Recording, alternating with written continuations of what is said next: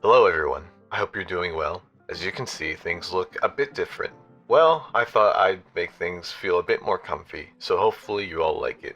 But there's also a special reason for all this change. Hayao Miyazaki's new film, The Boy and the Heron, is set to release in the US on December 8th. As a big fan of Studio Ghibli and Miyazaki, I wanted to celebrate this occasion. So I decided to do something similar to what I did with Suzume. This time, I'm going to go through and gush about my 5 favorite Miyazaki movies, leading up to the premiere of The Boy and the Heron. And just to spice things up a little, I'll leave each one a secret until I get to them. But as you could probably tell from the title, the first one is no surprise. To start us off, I'll be talking about not only the first Miyazaki film I'd ever seen, but also my first Studio Ghibli film, Kiki's Delivery Service.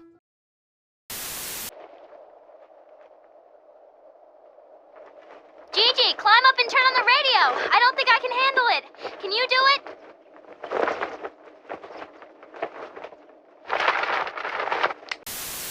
As I mentioned before, Kiki's Delivery Service was the first Studio Ghibli film I had ever seen, even before I knew what Ghibli was. As a kid, my grandma would occasionally put this film on and I just saw it as some obscure movie about a witch and her talking cat. I never really knew what was going on, but I still found enjoyment in it for whatever reason. Although it would become lost in the void that's my mind, only popping up in my head every now and then. I would eventually rediscover the movie when I went on my Ghibli binge after high school. The fragments of what I did remember about the movie were suddenly put together and I realized that this was the lost film of my childhood. Just to get it out of the way, the music of Joe Hisaishi is phenomenal in the film, as it is in all of Miyazaki's movies. I don't think I need to mention it for every film, as each of his soundtracks is outstanding. But I thought I should make note of it just so it doesn't seem like I'm overlooking his work. I just don't want to be repeating the same thing for every film. His music and Miyazaki's films are synonymous at this point. Hi. My name's Kiki, and I'm a witch. And this is Gigi, he's my black cat. And we'd be honored if we could live here.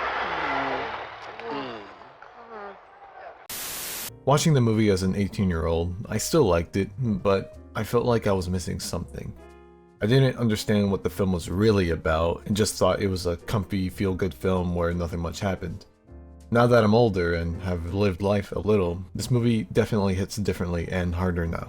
Despite Kiki only being 13 years old, starting the new chapter in her life is something that mostly young adults would relate to. She leaves home to further her witch training elsewhere and to discover her special skill that she can hone, which would be best paralleled to one going off to university or starting a new job away from home. I never actually moved away from home for college, but I feel like I did mentally. Or perhaps my 2-hour commute made it feel like I was away. Either way, there is something about taking that step in life that makes you feel like you're breaking out of your comfort zone, as this is most people's first time off on their own. When Kiki arrives in this new town, she's initially excited about this opportunity, but realizes that maybe it's not all she made it out to be. Yet she still wants to adapt and makes this new town her home, which is admirable and encouraging. I'm sorry, but when we flew up, I was so scared. Yeah, me too. Was it your magic that made us stay up? I'm not sure. Anything's possible.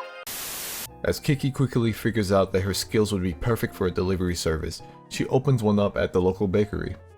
Although, as she pursues this path, she also wants to have fun and fit in with the others in this new town.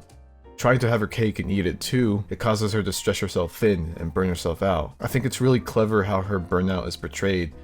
She's no longer able to fly and she can't understand her cat Gigi anymore. It essentially forces her to just stop everything.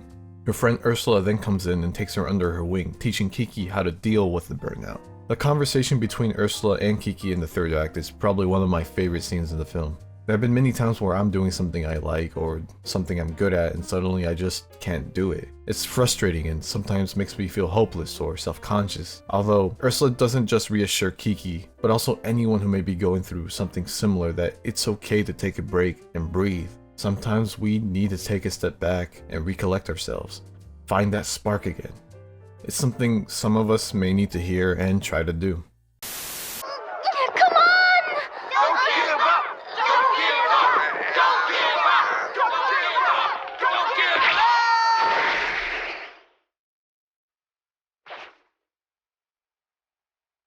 She got it! She saved it! She got it! As an artist, Miyazaki has probably gone through something similar in his life, perhaps multiple times. It just goes to show that even the quote-unquote greats are able to hit roadblocks and tire themselves out. Although it seems like this man doesn't know when to quit now, as he has come out of retirement like 5 times. But this problem transcends from being an artist, and is something that anyone can relate to, and that's why I love Kiki's delivery service.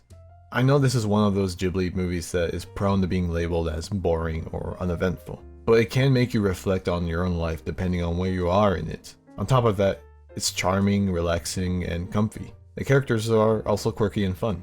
As many of you, it's a film I have fond memories of, and it means even more to me now.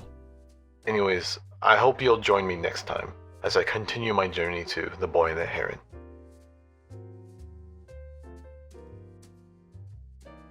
Okay, bye.